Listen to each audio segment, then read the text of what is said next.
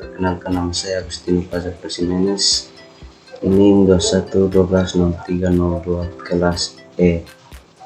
Pada kesempatan kali ini saya akan menjelaskan pemrosesan data terdistribusi pada collective communication.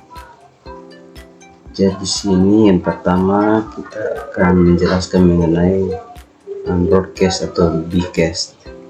Komunikasi broadcast adalah komunikasi satu ke semua. Jadi satu ke semua data yang sama dikirim dari prosesor root atau prosesor tertentu ke semua prosesor lain pada komunikator. Kemudian semua prosesor harus mengspesifikasi root, rank yang sama dan komunikator yang sama. Oke, jadi di sini ada beberapa fungsi. Di sini saya akan menjelaskannya di bagian script yang nanti kita jalankan di program CodeBlocks. Ya, di sini yang pertama include stdio.h. Include stdio.h ini bagian dari kode yang mendefinisikan atau mengimpor pustaka yang dibutuhkan. Kemudian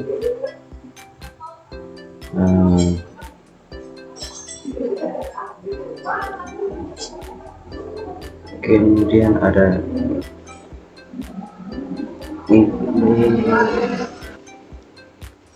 include MPI.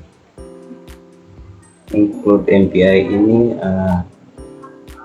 adalah untuk operasi input output standar MPI. Jadi include MPI ini adalah pustaka untuk message patient interface atau MPI. Kemudian ada void main. Void main ini mendeklarasikan fungsi main. Fungsi main adalah titik awal eksekusi program. Kemudian ada variable declaration, yaitu int, rank, double, param. Ini variabel deklarasi. Di sini mendeklarasikan dua variabel. Rank untuk menyimpan nomor identifikasi proses MPI, dan param untuk menyimpan nilai parameter. Kemudian ada MPI inisialisasi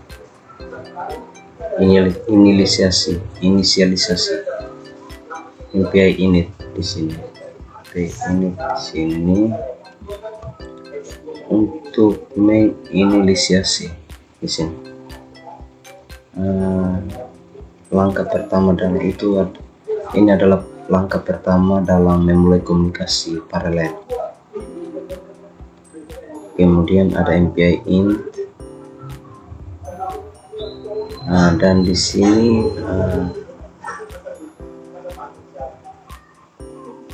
mendapatkan nomor identifikasi proses MPI rank setiap proses.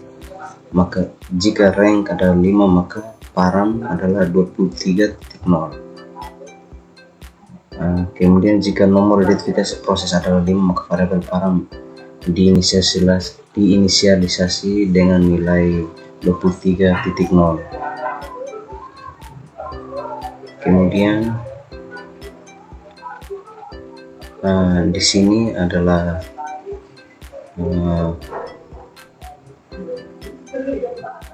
MPI finalis atau menyelesaikan dan membersihkan lingkungan MPI sebelum program berakhir. Kemudian return. Oke teman-teman, jadi di sini ada yang kedua, yang contoh kedua adalah collective communication scatter. Jadi fungsi MPI scatter digunakan dalam program MPI untuk mendistribusikan data dari proses root ke setiap proses lainnya dalam suatu komunikator. Di sini saya akan menjelaskan rinci untuk setiap parameter dalam fungsi MPI scatter. Oke, di sini ada fungsi-fungsi di sini. Void send bus ini alat memori data yang akan didistribusikan. Kemudian int cnt ini jumlah elemen yang akan dikirim pada jumlah elemen akan dikirim kepada setiap proses penerima. MPI data type ini adalah tipe data dari elemen yang dikirim. Kemudian void req type ini adalah tipe data dari elemen yang diterima. Kemudian int root ini rank dari proses root yang mengirim data. Yang terakhir MPI com ini komunikator yang digunakan. Oke teman-teman, lihat di sini ada scriptnya juga.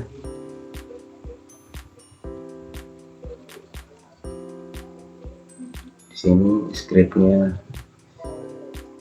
Di sini kita untuk memulai library, include library di sini.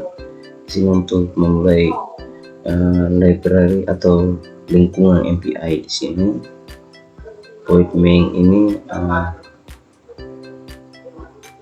ini mendeklarasikan fungsi main. Nah, ini adalah fungsi utama yang akan dieksekusi saat program dijalankan di sini. Kemudian int rank size double param 8 main ini mendeklarasikan variabel-variabel yang akan digunakan termasuk rank untuk nomor identifikasi proses, size-nya untuk jumlah total proses, param sebagai array untuk menampung data yang akan didistribusikan, dan yang main ini untuk menampung data lokal setelah scatter. SNDCMT ini untuk jumlah data yang dikirim oleh root, dan RCVCMT ini untuk jumlah data yang diterima oleh setiap proses. Kemudian kita langsung mulai MPI inisialisasi. Oke teman-teman, kemudian setelah program dijalankan, maka nanti hasilnya akan seperti ini. Yang terakhir adalah collective communication getter. Routine MPI getter adalah routine komunikasi all to one. MPI getter mempunyai argumen yang sama seperti routine getter. Argumen receive-nya hanya memiliki makna pada proses root.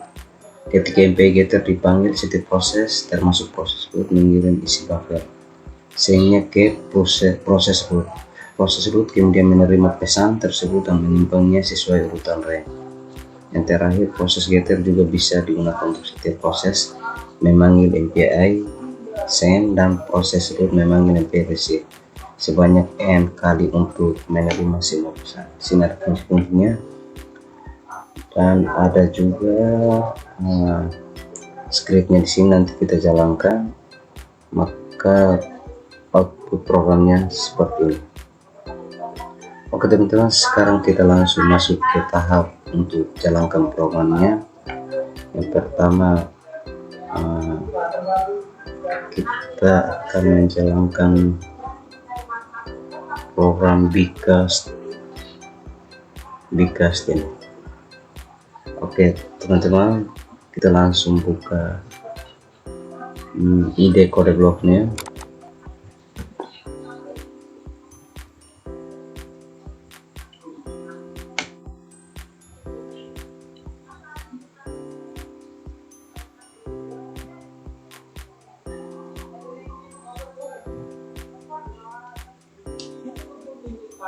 Oke, sambil kita tunggu kode bloknya terbuka, kita masuk ke file explorer untuk membuat suatu file di situ.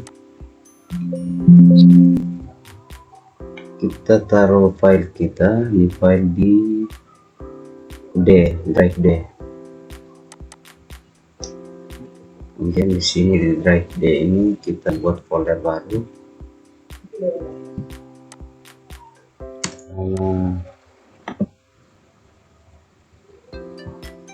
Kita kasih nama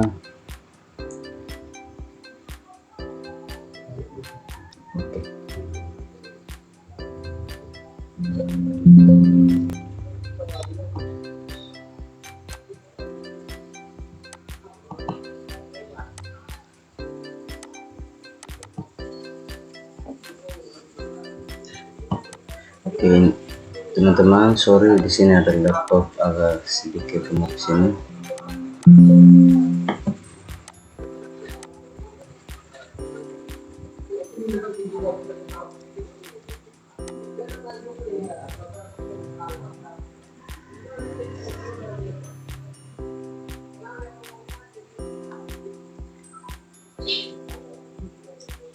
Kita kasih nama, rename tidak ada lagi.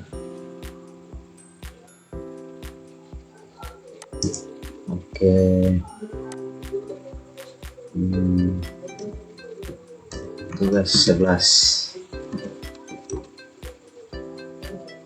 Tugas 11. Kemudian kita masuk ke kode Word, kita pilih file, kemudian kita pilih open. Di PC, di drive D, kita pilih tugas 11 tadi barusan kita buat, open.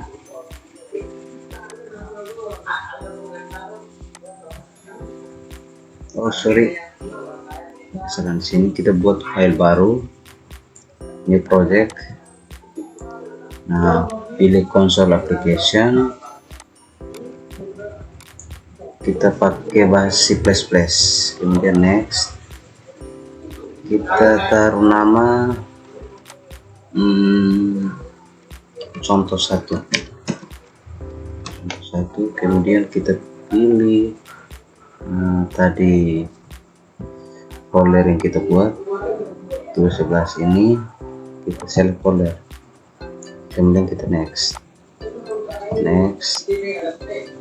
Oke, sudah muncul di sini, maka kita akan ambil script yang tadi di sini. Kita akan ambil script ini.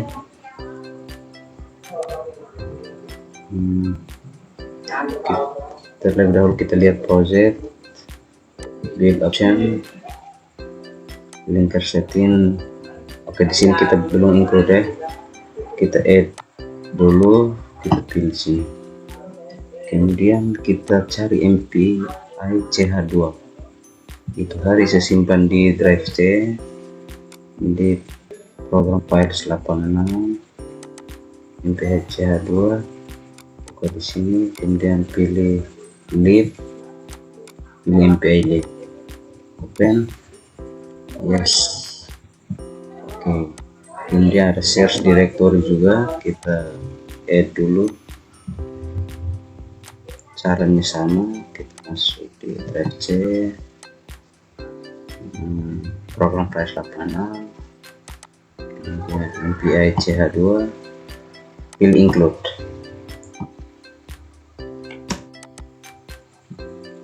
Kemudian linker juga sama,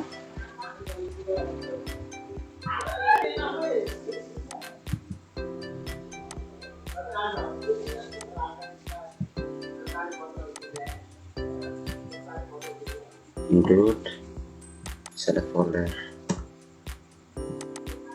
Nah, yang terakhir resource compiler juga kita buat sana, C,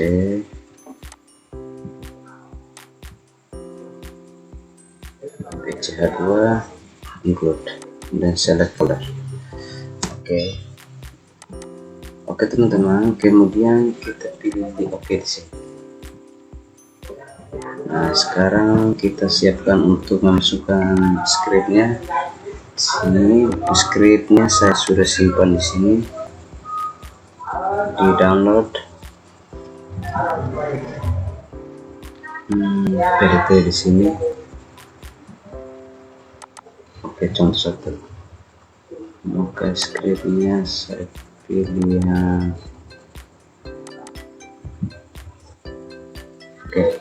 script di sini, Ctrl A, Ctrl C.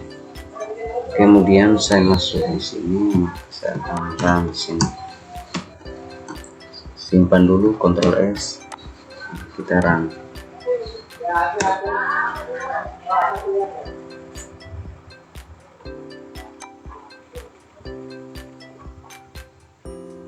Oke teman-teman, jadi hasilnya di sini.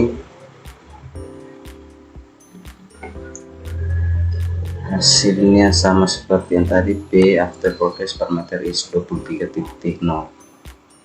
Oke, kemudian kita buat lagi contoh 2, buat lagi new file, new project, kemudian pilih console application, next. Kita di sini contoh 2, next dan finish. Contoh 2 di sini kita kasih masuk script yang ada di sini.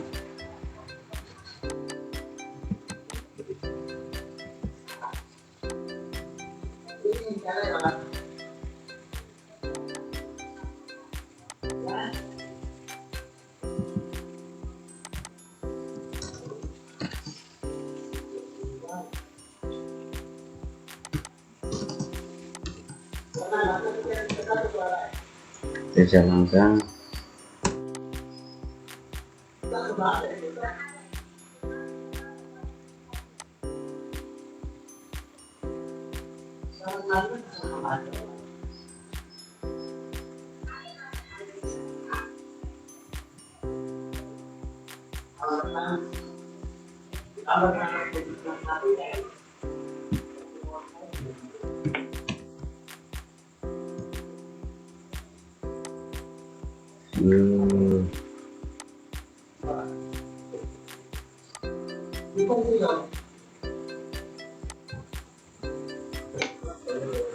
Oke, kita sambil menunggu dia ada proses di sini, kita langsung masuk ke contoh 3. Ini dia ada loading sedikit di sini. Oke, ini tadi contoh 2 di sini sudah jadi. Sekarang kita masuk ke contoh 3. Contoh 3 buat new file, masuk ke project, kemudian pilih console application. Kita membuat hal yang sama, hanya ganti nama di sini. Di sini kita taruh contoh 3. Kemudian next. Oke, contoh 3. Kemudian di sini kita ambil script dari contoh 3.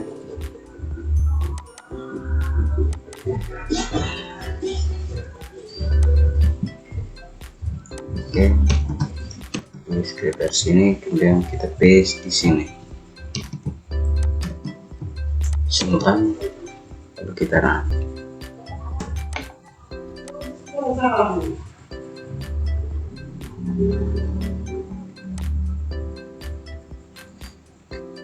Oke teman-teman, jadi ini hasilnya. Oke teman-teman, jadi ada contoh 1, contoh 2, contoh 3 sudah dapat hasilnya. Penjelasan mengenai Bcast, collective communication scatter dan collective communication getter. Oke teman, jadi sekian penjelasan saya mengenai pemrosesan data terdistribusi mengenai collective communication. Sampai jumpa kembali.